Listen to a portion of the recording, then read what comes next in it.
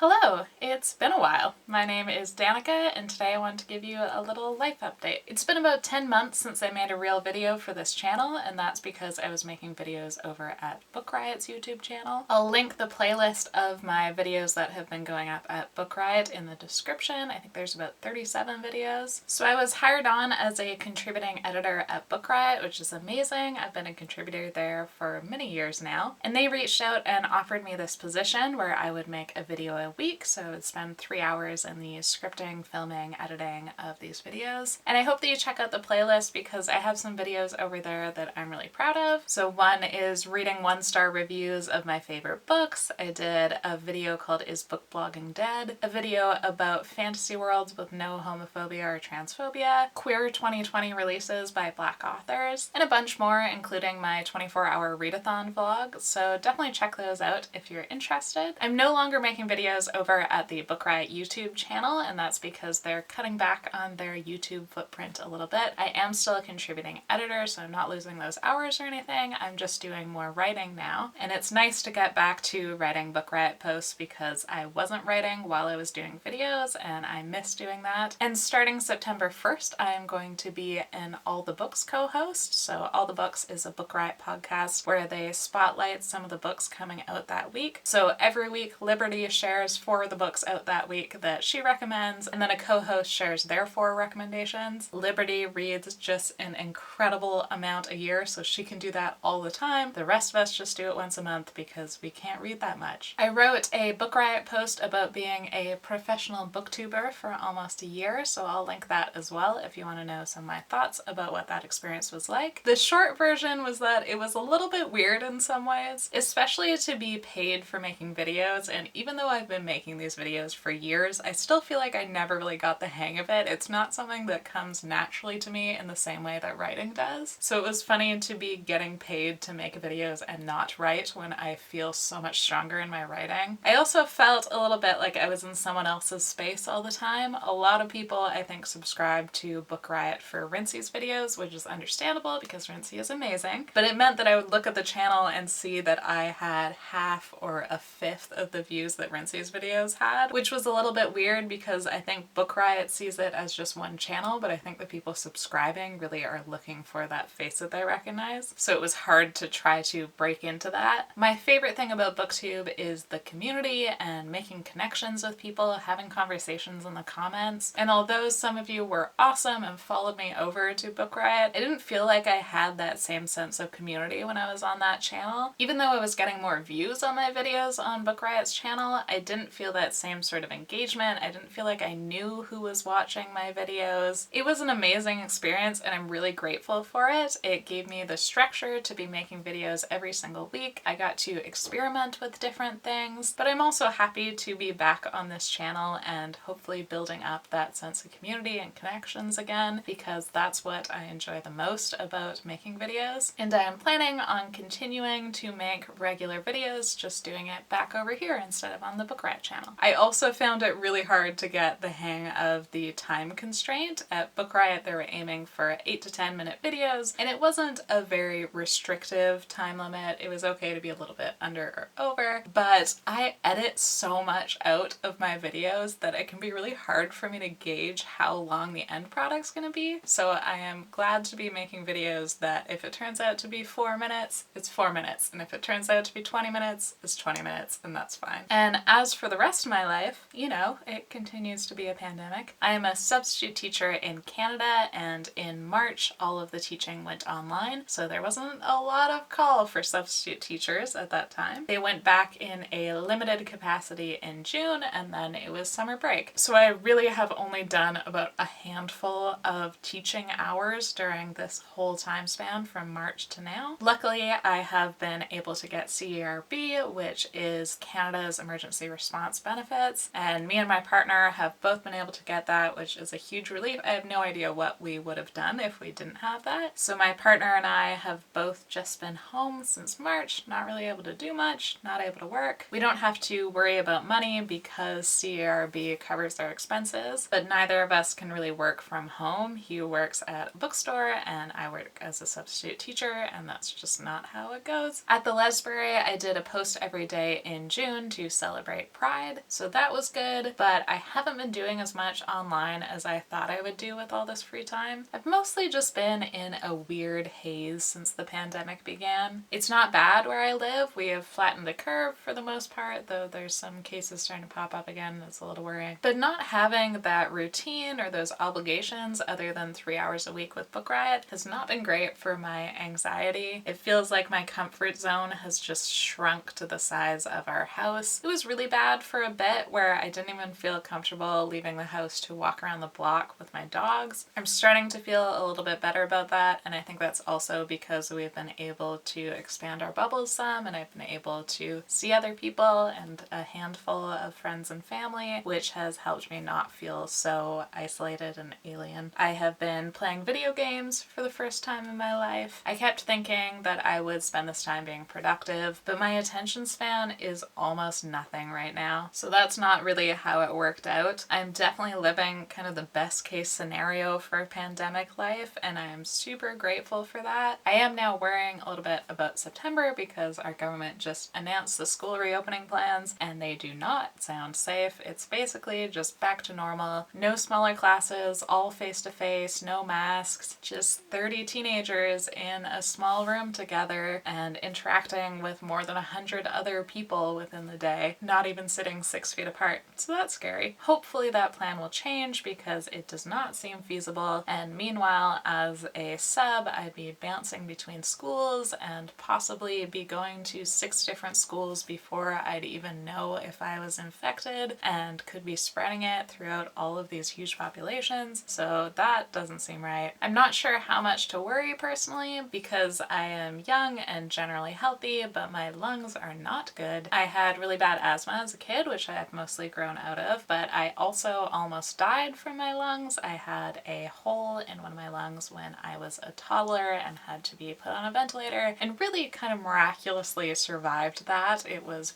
very, very close to death. It's a good story. I can tell you the whole story sometime if you want. The point being that my lungs are bad. I have a small lung capacity. If I lie down and laugh, I always end up coughing. And it's not something that comes up regularly in my life or that I would usually worry about, but it's hard to know if I got COVID-19 if it would be life-threatening or if it would be asymptomatic or somewhere in between, which obviously has not helped my anxiety. And it means I don't know how to handle it in September if the plan stays the same, how risky it is for me to be going into schools, and whether I have much of a choice. At that point, CERB will be done and I'll be on EI, and that can only last so long. But anyway, that's generally what's been happening with me. I got really obsessed with No Man's Sky for a while, and recently I've been playing Animal Crossing. That's been fun. I have hardly been reading at all because of said attention span problem. And you know, there's a pandemic and the rising global threat of fascism and the fact that Black Lives Matter still has to be a protest and a slogan. So I feel really grateful for the privilege that I have of being healthy and safe, and my family being, for the most part, healthy and safe. So even though it's been a little bit bumpy for me, I definitely acknowledge that it is the best possible case scenario and that most people are dealing with much more difficult things at this time. Let me know in the comments how you have been faring lately. Feel free to just leave an emoji that represents your general state of mind right now. I'd love to catch up. I know it has been a long time and I am hoping to be able to kind of rebuild this community and reach out to other channels because I have really been missing you. And if you're still subscribed after 10 months, I greatly appreciate it and I am so glad to see you here, and thank you for watching.